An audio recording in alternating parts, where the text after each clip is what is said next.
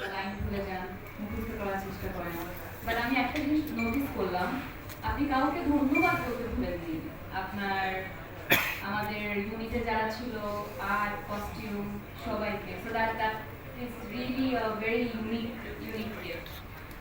Anyways, moving on, আমাদের আবারও back to captain of the ship Shankha Dasgupta, যিনি আসলে এই পুরো জিনিসের মূল হোতা। এবং সে যদি এই গল্পটা আজকে থেকে 1.5-2 বছর আগে না ভাবতেন, তাহলে আজকে প্রিয় মালতী কিংবা মালতী বা এইসবের কিছুই আসলে থাকতো না। আপনার কাছে আমার আসলে অনেকগুলো প্রশ্ন। আমি তিনটাকে একসাথে বলে ফেলবো নাকি একসাথে? তাহলে তিনটা একসাথে বলি। প্রশ্ন নাম্বার 1, আপনি আপনার মন থেকে বলুন, প্রিয় মালতী দেখতে আসলে কেন দর্শক সিনেমা হলে যায়? প্রশ্ন 1। 2 নম্বর প্রশ্ন কঠিন না, এটা হচ্ছে এই যে Cairo international film festival of India, এই ইন্টারন্যাশনাল ফেস্টিভ্যালগুলোতে প্রিয় মালতী প্রশংসিত হয়েছে, ঘুরে এসেছে এবং বাইরের ইন্টারন্যাশনাল দর্শকও সেটা পছন্দ করেছে। ওনাদের ফিলিংটা আপনি জানতে পেরেছেন, কিন্তু এই পুরো ব্যাপারটার কে নিয়ে আপনার ফিলিংটা কেমন, এটা একটু শেয়ার করবেন।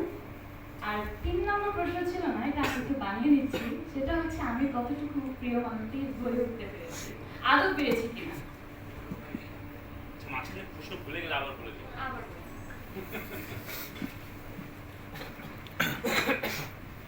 সবাইকে ধন্যবাদ। আপনারা অনেকক্ষণ ধরে অপেক্ষা করছিলেন আমাদের আজকের আয়োজনের জন্য।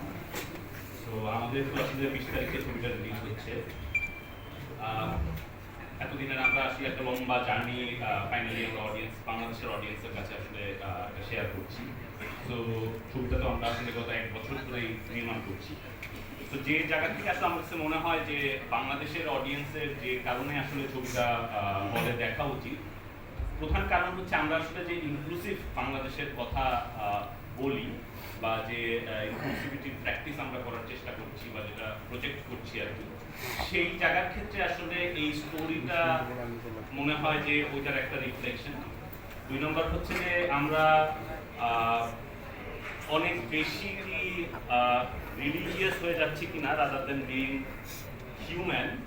সো এইটা আসলে কি মানে কোন পার্সপেক্টিভে জিনিসটা আসলে দেখা হয়, আমার মনে হয় যে অ্যাজ আ ফিল্ম মেকার আমার এটার অনেক ধরনের কোশ্চেন্স এবং অ্যান্সার আমি আসলে এই গল্পের মধ্যে দিয়ে বের করার চেষ্টা করেছি। আর 3 নাম্বার হচ্ছে যে আমার কাছে সবসময়ই মনে হচ্ছে যে আমরা মানুষ হিসেবে যে কোনো ধরনের ডিফারেন্স একজন আরেকজনের সাথে আসলে সলভ করতে পারি বা আমি রিলেট করতে পারি।